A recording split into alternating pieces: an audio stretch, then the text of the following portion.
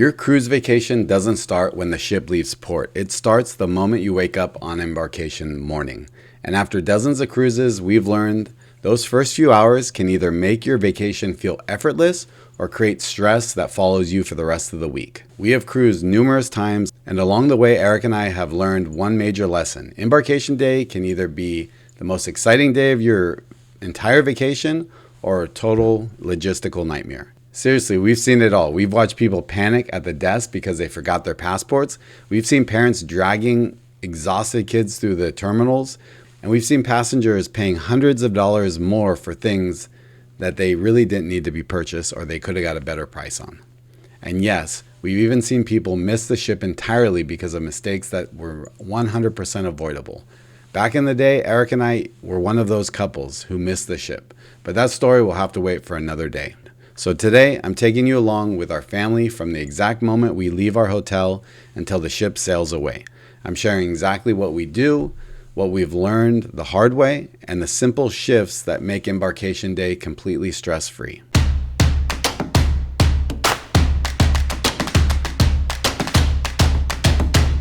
We're Alex and Erika, and we cruise as a family of 5 with our 3 kids. Our goal on this channel is to give you honest cruise guides, family travel tips, and practical advice to make your vacation easier and a lot less stressful. Okay, so mistake number 1 is racing out the door on an empty stomach. Believe it or not, the absolute biggest embarkation day mistakes happen before you even catch a glimpse of the cruise terminal. You wake up, you scramble to throw things into your bags, you rush out the door, and your stress levels are through the roof before your vacation even starts. Our goal is the exact opposite. We want the first morning to feel a little more relaxed, and that starts with our number 1 rule, and that's always eat something. Have a light breakfast at the hotel or nearby before we head to the port. And I know what you're thinking. You know, there's a mountain of food waiting for you on the cruise ship. But depending on your check-in time, security lines, and how congested the terminal is, it could easily be 3-4 hours before you get a chance to have something to eat. If you're traveling with kids, hungry kids plus long security lines is a recipe for a public meltdown. And if you're someone who gets motion sickness, don't wait until you're sick. Take your medication before the ship leaves port. Once you're feeling nauseous, it'd be much harder to get ahead of it. Erika and the kids usually always take something the morning of our first cruise day. We've learned it's best to start medications early before we board the ship. And also, before you leave your hotel, give the kids a few tasks or jobs to do, even if it's something simple. We make Emma handle her own backpack with her own carry-on items. The boys are getting older, so they always handle their own carry-on, but we give them tasks like telling them the cabin number so they can find the cabin for us once we board the ship. And then once the cabins are available and we can go drop our bags, then we'll leave it up to them to help us navigate to the cabins. But kids love to help out, so when you get them involved, they feel like they're really part of the entire process. Also, let me mention before we even start embarkation day, if you're flying, fly in the day before if you can. Delayed flights are common, and it's caused thousands of people to miss their cruise. Mistake number 2 is leaving the hotel unprepared. Before we walk out of the hotel room, we do one final check. This has saved us more than once. We make sure every phone, tablet, camera, everything's fully charged before we leave. We typically always pack a USB charging block or a multi-port charger in our carry-on so everything is ready to go once we get into the cabin. Most cruise cabins don't have a lot of outlets, especially if you're charging multiple phones or tablets or cameras, batteries like myself. Having one good multi-port charger makes life so much easier. I've linked an option below that we really like that is also approved for cruise ships because they will not allow you to have anything that has surge protection in it. We also take one last look around the hotel room just to make sure we have our favorite stuffed animals, kids' blankets, wallets, passports. You know, people are always so worried about leaving stuff in a security safe in a hotel. Leave your shoe inside the security safe the night before. You're not going to walk out of that hotel without a shoe, and you certainly don't want to leave that hotel without your passport. Also, one thing that's easy to overlook is dressing for embarkation day, not for dinner. You're going to be walking through parking lots, standing in security lines, pulling luggage, probably exploring the ship with thousands of other passengers. Comfortable shoes, lightweight clothing will make those first few hours much more enjoyable. If your plan is to head straight to the pool, like we usually do, you might even want to wear your swimsuit under your clothes so you're ready to go as soon as you get on board. Lastly, we make sure everyone takes a quick bathroom break, especially the kids. Mistake number 3 is underestimating the waiting. One thing that surprises a lot of first-time cruisers is just how much waiting there can be on embarkation day.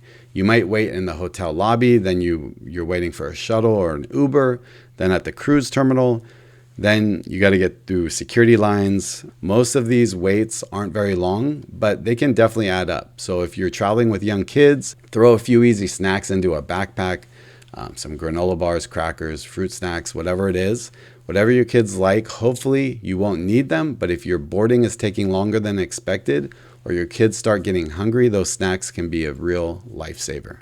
We also download a few movies, TV shows, games, or books onto the kids' tablets before leaving the hotel Wi-Fi. Most of the time we won't need them, but if lines are moving slowly, that's a big help in keeping them occupied. And if you're not traveling with kids, this tip still applies. Download a few podcasts, some playlists, or a movie for yourself before you leave. Mistake number 4 is the pre-cruise pricing trap. And what I'm talking about this is things that you could be purchasing in advance if you know you're going to purchase them, like your add-on packages that can save you a lot of money. Things like internet packages, beverage packages, shore excursions, specialty dining. A lot of first-time cruisers assume the pricing is the exact same whether you buy it now or you buy it when you're on the ship. But the truth is, the cruise lines almost always offer deep discounts, sometimes up to 30% off if you purchase those packages in advance. Once you step onto the ship, those sales vanish and you're stuck paying the full onboard retail prices. So, mistake number 5 is not having an identity photo. Before we take off, I also snap a quick photo of the kids on my phone. We hope we never need to use it, but cruise terminals can get incredibly crowded. If a child manages to wander off or get separated from you in the crowd, you won't have to struggle to remember what they were wearing that day. You have a quick photo to refer to that you can show security. It takes a few seconds and it gives you a little bit more peace of mind. Mistake number 6 is trying to outsmart the assigned arrival window. Now it's time to head to the terminal. One of the most frequent questions I hear people ask is, what time should I actually show up at the port? Our advice is to stick to your assigned arrival time. A lot of first-time cruisers think that arriving 2 hours before their scheduled window means that they'll sneak onto the ship a little bit earlier. Most of the time it backfires. You end up standing outside the building in the heat, pushed up against the crowd, waiting for your color-coded group to be called. Cruise lines have become incredibly efficient at staggering arrival windows to prevent bottlenecks. Respect the window and you'll get on so much easier and so much smoother. Now, if you're driving yourself and parking at the port, definitely build in an extra 30 minutes of cushion. Port traffic can really back up, especially in heavy ports like Miami or Port Canaveral. I'd much rather sit in the terminal parking garage for 20 minutes listening to music than nervously watching the clock get closer and closer and feel like you're going to be arriving to the ship late. We tend to take later arrival times. We just prefer to let the crowd die down a bit. It's so much easier in our opinion and so much less stressful. Just keep in mind, like if you have 4,000 to 5,000 people that are boarding the ship, you also have 4,000 or 5,000 people that are getting off that morning. And that's just a ton of congestion. Mistake number 7 is becoming a luggage pack mule. The moment you pull up to the terminal, you're going to see the ship's luggage porters. Hand your large bags to them. Every single cruise, we see families trying to carry 3 massive suitcases, a couple duffel bags onto the ship. This is a massive mistake. Your cabin will not be ready when you board. You will be forced to drag those heavy bags through, wherever you're going, the buffet, up and down the elevators, around the pool deck. Let the porters handle that. It's just so much easier. Just make sure your luggage tags are securely stapled. Hand your porter a small tip. Also, if you use air tags, be sure to use your air tags when you're packing your checked bags. Mistake number 8 is your carry-on bag. You need to pack your day bag under the assumption that you will not see your checked luggage until 5 or 6 p.m. because sometimes you won't. Inside our family carry-on, we always have swimsuits for the kids and sunscreen, all the essentials, phone and tablet chargers, any daily medications, and then whatever documents, important documents. A water bottle for each kid. Fill them up before you leave the hotel. Make each kid responsible for that and their backpack. And then a fresh change of clothes for dinner just in case your bags haven't arrived by then. We always pack the kids' swimsuits in our carry-on bag. And if you're cruising with toddlers, let's talk about strollers for a minute, because I know this is one of those topics where everyone has their own opinion. When our kids were younger, we almost always traveled with a compact travel stroller instead of one of our larger full-size strollers. Personally, we had really good luck with a pocket stroller. I'll link it below because we still recommend it to friends traveling with kids. One of the reasons we like it so much is that it has a single handlebar across the top instead of two separate handles like a typical umbrella stroller. And that leaves your other hand free for a suitcase or another child or whatever else you need to do. If you're traveling with two little ones and you're thinking about bringing a double stroller, I'd personally recommend a front to back stroller instead of a side-by-side. You can make a side-by-side stroller work, but the cruise ships have a lot of narrow hallways, elevators, doorways, and a tandem stroller is usually much easier to maneuver. One of the biggest reasons we love having a lightweight stroller on embarkation days is because the elevators can get incredibly busy.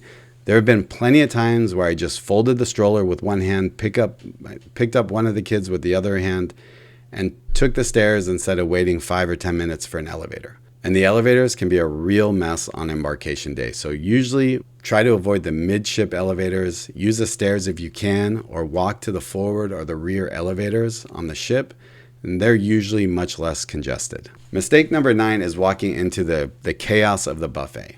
If you're like 90% of the cruise ship passengers, your immediate instinct is to follow the signs straight to the Lido deck buffet. And honestly, this is one thing our family almost never does anymore. Not because the food isn't great, but because thousands of other people all have that exact same idea at the exact same moment. If you've ever stepped into a cruise ship buffet at 12:30 p.m. on embarkation day, you know the vibe. It is just gridlock. People are wandering around trying to find an open table, standing in massive lines, and parents are balancing hot food trays while trying not to lose their kids. It's an incredibly high stress way to start your vacation. And that leads me into mistake number 10. Instead, we find a quiet lounge, we sit down, and we do our first hour checklist. Step 1 is connecting to the ship's Wi-Fi network and opening the cruise line app. You don't need to pay for an internet package to use the ship's app, but you absolutely need to use the app to navigate your cruise itinerary. If you're sailing Royal Caribbean on an Oasis class or Icon class ship, this step is non-negotiable. Entertainment reservations open up the second you connect to the ship's local network. If you wait until day 2 to book some of the high diving shows or the comedy clubs, you're going to see a lot of the sold out notices. Knock it out in 5 minutes while sitting in a quiet spot once you board the ship. If you're sailing on Carnival, take a few minutes to look through the Carnival Hub app. It's one of the easiest ways to keep up with daily activities, dining hours, and entertainment.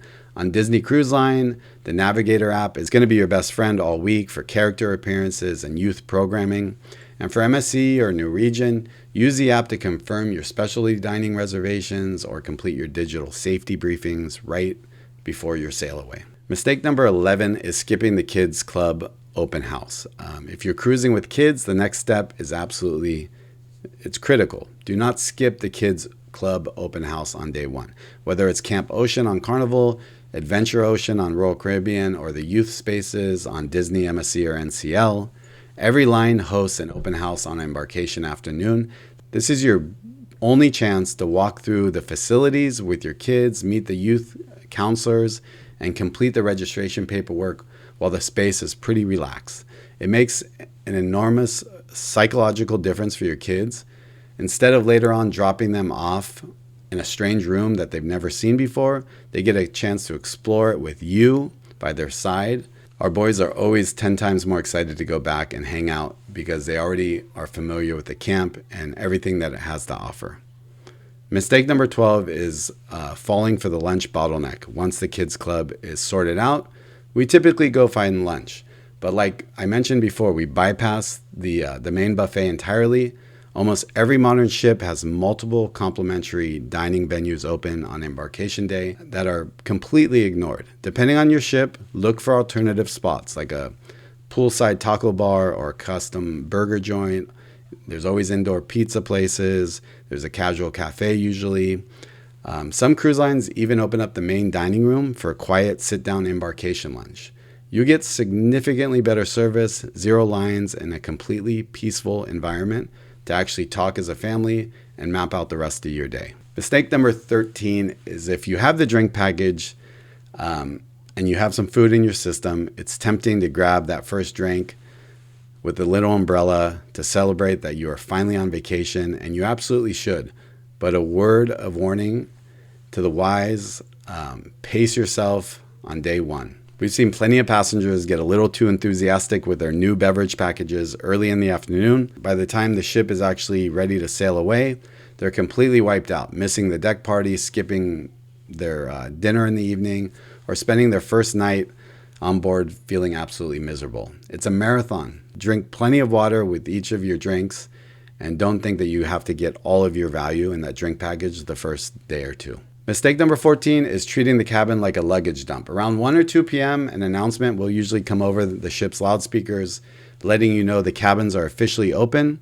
Now, when most people walk into their stateroom for the first time, they drop their carry-on bags on the bed, snap a few photos from the balcony, and immediately head back out. And I know what you're thinking. Nobody wants to do chores in the first hour of being on vacation, but trust me, spend just 15 or 20 minutes organizing your space right now, and you will thank yourself for that over the next few days.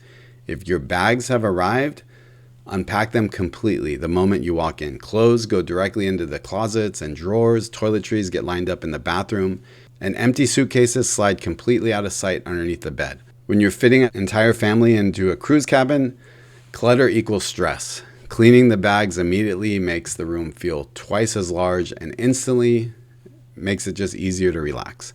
And bring a laundry bag or a couple plastic bags for dirty clothes. It really helps keep things organized. Also, I would suggest you bring some heavy-duty magnetic hooks. Cruise cabin walls and doors are made of solid metal. By slapping a few of these magnetic hooks onto the walls, you can suddenly create tons of extra storage space for your lanyards, your hats, backpacks, wetsuits, whatever it is. It keeps your limited counter space completely clear. And also, while you're relaxing in the cabin after you finish unpacking, take 30 seconds to check your onboard account in the cruise app. Make sure your drink package, the internet, dining packages, everything is showing correctly. It's much easier to fix a few small issues on day one than the morning of your last day of the cruise. Mistake number 15 is missing the magic of the Sailaway party. Once your safety briefing is wrapped up, the music starts pumping on the pool deck, and it's time for the Sailaway party. Don't stay in your room or stay glued to your phone screen during the Sailaway. For our family, this is the exact moment for us. We feel like the vacation really begins. Get up to the top deck, grab something to drink, grab an ice cream for the kids, watch the port town slowly disappear in the horizon, and just take in all the energy of everyone celebrating together. I know you're excited to post pictures and reply to messages, but put the phone away and just enjoy yourself for a little while. Enjoy the feeling that only Embarkation Day brings. And above all, don't try to do everything on the first day. Slow down. Vacation isn't a competition. Some of the best memories come from just doing absolutely nothing, sitting by the pool, watching the ocean, and watching the sunset. In the description of this video, I'll also put a quick checklist of all the items we discussed in this video. Be sure to check that out. Check out some of the links for some of our preferred items that we always cruise with. Now, I'd love to hear from you. What is your absolute first thing your family does the second you board a cruise ship? Are you at the pool? Are you exploring the ship? Or do you have a secret lunch spot you really enjoy? Let us know down in the comments below. If you found this walkthrough helpful, make sure you hit that thumbs up button, subscribe to the channel, and share this video with your cruise group or travel planning partners. Thanks so much for hanging out with me today. Have an incredible stress-free cruise, and we'll see you in the next video.